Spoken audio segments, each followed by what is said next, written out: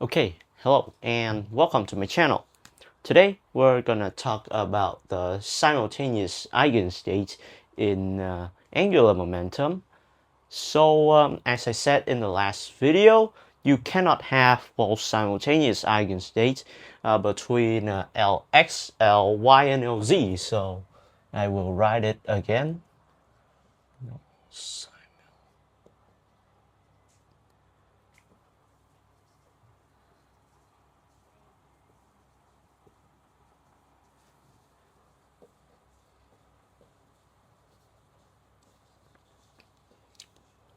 But remember, we did introduce our new thing, which is the total angular momentum.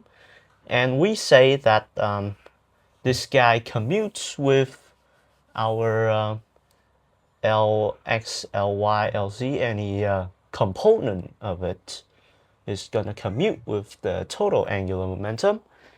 And this is exactly the condition you need to have simultaneous eigenstates. Therefore, we can say that there could be a simultaneous eigenstate between, well, Lx, Ly, Lz and the total angular momentum L squared. So let's first take Lz and L squared to see what we have here. Okay, so we take Lz and this acts on a state. Is gonna say this is state psi. Yeah, let's just take it like that. Say this is equal to some number times psi, and remember it's what do you call it? It's thing. What is it? I can't remember the name of it. Has what? This basically the h bar units. Yeah, Lz has unit of h bar. Right. You forgot English for a bit. And you take your L square. This would have unit of, well, h bar square. And say this is also another number, lambda on psi, and lambda has to be greater than 0. But one thing I want to introduce you about is the ladder operators for the angular momentum. You won't be using that here though, but you just have to know that with your L square, you can, well, put it in the form L minus L plus L square, Lz square plus h bar Lz. You can put it in this term, and using what we have up there, but this time we're taking L square, so we would like another, well, a different notation for the number. So we're going to take, say, L. So this would equal to 0 plus h bar square L square plus h bar square, because yes. And this can be written as L plus 1. Right? Because, well, the h bar square, you factor that out as a common factor, and okay, I should write this as lambda. So lambda is going to equal to that. You factor that out, that is here. Okay, so this I will rewrite it as L plus 1 instead. H bar square L plus 1 on psi. Okay, so here you can say that with this, we can already tell that there would be simultaneous eigenstate between, well, Lz and L square. So let's investigate further. And first, let's take a look at our Lz. Okay. So first, take a look at our Lz. Lz on psi is equal to h bar m psi. And remember, Lz is also equal to h bar over I dd phi of psi. Okay, so from here, factor it over, you get that dd phi on psi is equal to Im psi. Right, so that is what you got. Now we're going to try and quantize this number m. So what can you do? You can split it. Well, now say your psi is now psi lm. So with this, you can split it into EIM phi on another thing of, well, shouldn't use this, say an I of theta and phi. Oh no, not there yet. This should be a polynomial. This, right, PLM of theta. Okay, so say you split it like that. Okay, now what you have here, you would want to demand that, well, with your psi lm, a function of purely angular part, which is, say, phi and theta, you demand this. So demand this to be equal to this, so meaning that you want it to be periodic, basically.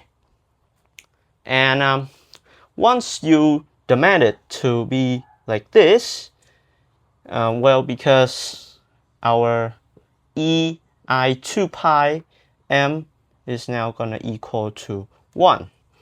Therefore, you can split it even further into cosine and sine 2 pi m equal to 1. Right, so from here, you can say that, well, for this to equal to 1, m has to be an integer. Therefore, your m is now quantized.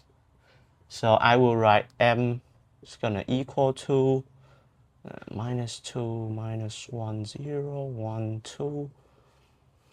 So there, your m is now quantized.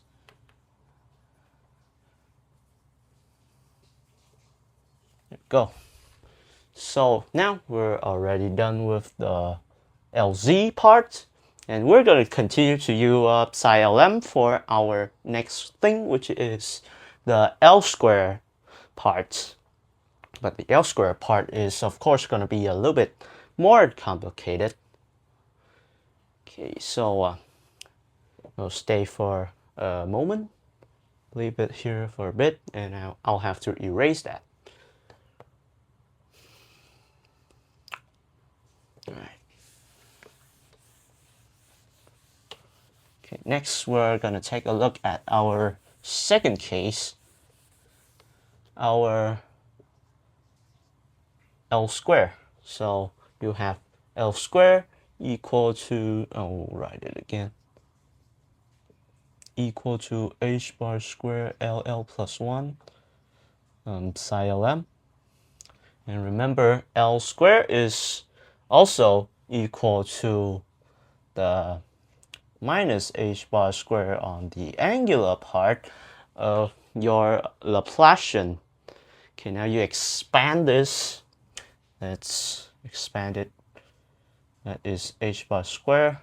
That is 1 over sine theta dd theta sine theta dd theta plus 1 over sine square theta d square d phi square on psi lm equal to h bar square LL plus 1 psi lm. There we go. Okay, so now we have this. Now what we can recognize immediately is that this guy, we have already calculated it to be, well, dd phi on psi lm is equal to Im on psi lm. So that would mean that d squared d phi squared on psi lm would equal to minus m squared psi lm. Alright, so that part is okay now. We only have to deal with theta. And further, see h bar. So cancel that. Sine, you would want to eliminate this annoying thing in the denominator. So you're gonna, well, times all of this by sine square. So what you get now is minus sine theta d theta sine theta d theta.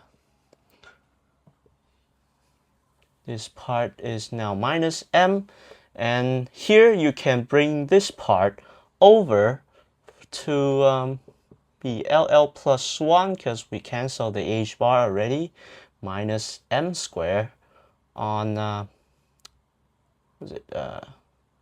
there's a sine square here too, because we times sine square to both sides, m squared, all these on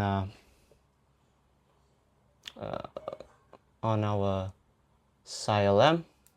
Okay, and before I write that, I want to, well, take the psi lm and again split it into what we got in the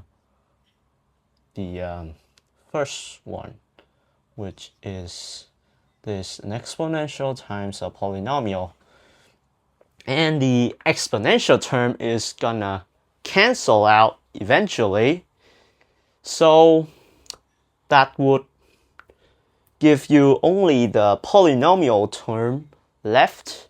So now it will be much easier to do. Maybe, no.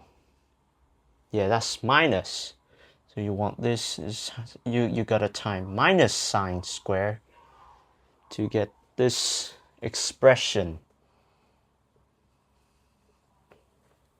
Plus this thing on PLM. This thing gonna equal to 0.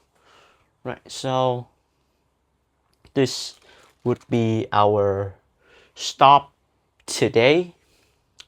Next time we're gonna dive further and we're gonna find the recursion relation and subsequently find the polynomial that we need right here and figure out what it is and what is its name. It has a name, a very cool name. Okay, so that's it for today. Goodbye.